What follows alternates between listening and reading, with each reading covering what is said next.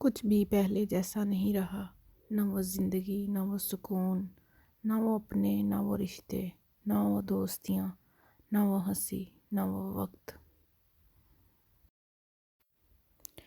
یہ جو تم غصے میں اتنا کچھ بول جاتے ہو، کبھی آرام سے بیٹھ کر سوچنا سامنے والے کو کیسا لگتا ہے۔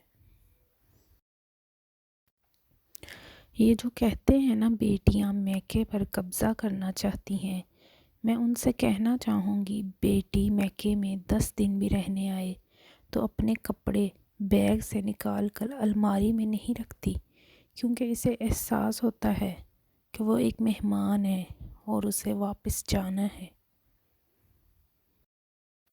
کسی کے پاس کھانے کے لیے ایک وقت کی روٹی نہیں اور کسی کے پاس کھانے کے لیے وقت نہیں۔